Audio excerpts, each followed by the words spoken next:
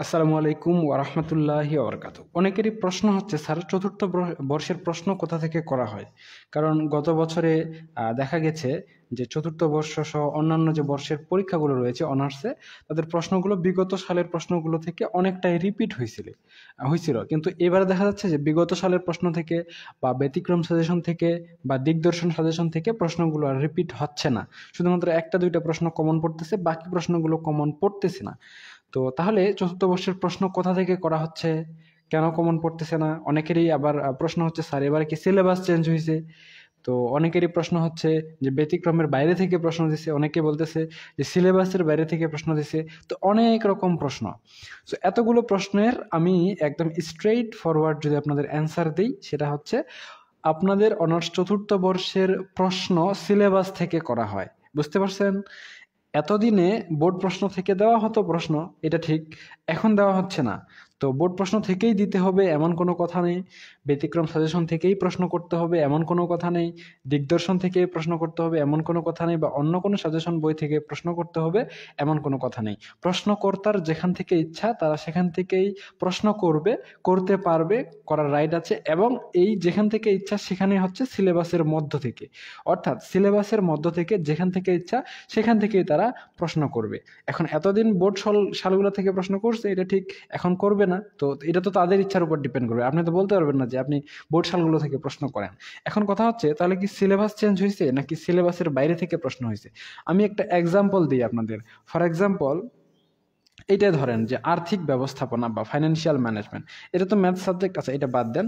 এটা দেখেন, supply chain management, সরবরাহ শিকল ব্যবস্থাপনা।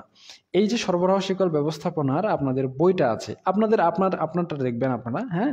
তো এইখানে সুন্দর করে কি করা আছে, ডিটেল সিলেবাস দিয়ে দেওয়া আছে যে কোন কোন চ্যাপ্টারে কোন কোন বিষয়গুলো সম্পর্কে আপনাকে নলেজ নিতে হবে। ঠিক আছে? সো এখানে চ্যাপ্টারের নাম দেওয়া আছে, ইংরেজিতে লেখা আছে, বাংলাতে লেখা আছে, সব কিছু বিষয় বিস্তারিত এখানে দিয়ে দিছি যে এই টপিকগুলো আপনাকে পড়তে হবে। এখন এই টপিকগুলো আপনি যেখান থেকে ইচ্ছা সেখান থেকেই পড়তে পারেন।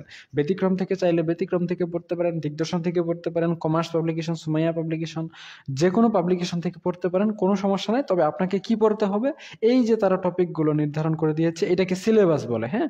তো এই সিলেবাসের ভিতরে যে টপিকগুলো আপনাকে নির্ধারণ করে দিয়েছে, এই টপিকগুলো আপনাকে পড়তে হবে। সো এই টপিকগুলো আপনি পড়বেন। এইখান থেকেই, এই সিলেবাসের প্রশ্ন থেকে, এই সিলেবাসের ভিতর থেকে যে কোনো জায়গা থেকে তারা কোয়েশ্চেন করবে। আপনার কাজ হবে যে আপনি সেই কোয়েশ্চেনের অ্যান্সার করবেন। এখন তাদের যদি মনে হয় যে তারা কিন্তু বিগত সালের প্রশ্ন থেকে প্রশ্ন করবে, তারা করতে পারে। তাদের যদি মনে হয় যে করবে না, তারা করবে না। আপনি বলতে পারেন না যে আপনি কেন বিগত সালের প্রশ্ন থেকে কমন আসবে না, অন্যদের আসছে আপনাদের কেন আসবে না, এটা বলতে পারবেন না। কারণ প্রশ্নকর্তার ইচ্ছার উপর ডিপেন্ড করবে তারা কি প্রশ্ন করবে, হ্যাঁ। এখন আপনাকে যে বলা হয়েছে যে এই সিলেবাসের আন্ডারে পড়তে, তো আপনি এই সিলেবাসের আন্ডারে পড়বেন এবং তারা এই সিলেবাসের আন্ডারে কোয়েশ্চেন করবে, এতটুকুতে তারা বদ্ধবাধকতা তাদের রয়েছে, বাধ্যবাধকতা। কিন্তু এখান থেকে বোর্ড সাল দিবে কি দিবে না, প্রথম অধ্যায় থেকে কয়টা প্রশ্ন দিবে, দ্বিতীয় অধ্যায় থেকে কয়টা প্রশ্ন দিবে, এই বিষয়ে তাদের বাধা ধরা নিয়ম নাই। তারা যেখান থেকে ইচ্ছা এই সিলেবাসের ভিতরে সেখান থেকে প্রশ্ন করবে। সো আশা করা যায় বুঝতে পারছেন। আর প্রশ্নের সিলেবাস চেঞ্জ হয়নি, 2014 সাল থেকে এ পর্যন্ত সিলেবাস ওইটাই রয়েছে, সিলেবাসের মধ্যে কোনো পরিবর্তন হয়নি। এতদিন বোর্ড সালগুলো রিপিট করছে, এবারে বোর্ড সালগুলো রিপিট করেনি, শুধু তফাৎ এতটুকুই। বাকি সবকিছু সেম টু সেম, প্রশ্নের ডিটেল সিলেবাসের মধ্যে আছে। এখন ঘটনা হচ্ছে, ব্যতিক্রম সাজেশন শুধুমাত্র কি বিগত সালের কোয়েশ্চেনগুলো নিয়েই কিন্তু সাজেশনটা বানাইছে। দিগদর্শন সাজেশনগুলোও কি করছে, বিগত সালের কোয়েশ্চেনগুলো নিয়ে সাজেশন বানাইছে। তো এতদিন প্রশ্ন রিপিট হয়েছে বিগত সালের, তাই ওইখান থেকে আপনারা কমন পাইছেন। আর 5-7টা করে অঙ্ক করলেই একটা কমন হয়ে যেত। কিন্তু এবারে এমনটা করেনি। এবারে আপনাদের ব্যতিক্রমের বা দিগদর্শনের মোটের উপর মেইন সিলেবাস থেকে প্রশ্ন করা হয়েছে। এখন এই জন্য বোর্ড সালের প্রশ্নগুলো রিপিট হয়নি। তবে একটা পরীক্ষা এমন হয়েছে, পরবর্তী পরীক্ষাগুলো আবার বোর্ড সাল থেকেও দিতে পারে, নাও দিতে পারে। এটা প্রশ্নকর্তার উপর ডিপেন্ড করবে। এটা আপনি বলতে পারবেন না যে আমাকে অমুক জায়গা থেকে প্রশ্ন দেন, হ্যাঁ। তো আশা করা যায় আপনারা বুঝতে পারছেন যে চতুর্থ বর্ষের প্রশ্ন কোথা থেকে হয়। আমি আবারও বলছি ক্লিয়ার করে, চতুর্থ বর্ষের প্রশ্ন মেইন সিলেবাস থেকে হয়। মেইন সিলেবাসের বাইরে একটা কোয়েশ্চেনও হয় না। বুঝতে পারছেন? সবকিছুই সিলেবাসের ভিতরেই থাকে। এখন আপনি পড়েননি সেটা আপনি বলেন যে স্যার আমি পড়তে পারিনি।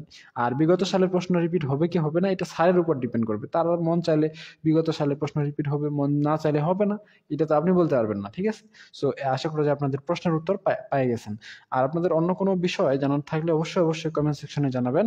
আমরা আপনাদের সবগুলো কমেন্ট পড়ে দেখছি এবং অ্যান্সার দিচ্ছি। আমরা আপনাদের অঙ্ক সাবজেক্টগুলো যেমন financial management, investment management, project management এগুলোর প্রাইভেট ব্যাচের মাধ্যমে প্রাইভেট পড়াচ্ছি। আপনারা যদি কেউ চান আমাদের অনলাইন প্রাইভেট ব্যাচে যুক্ত হতে পারেন।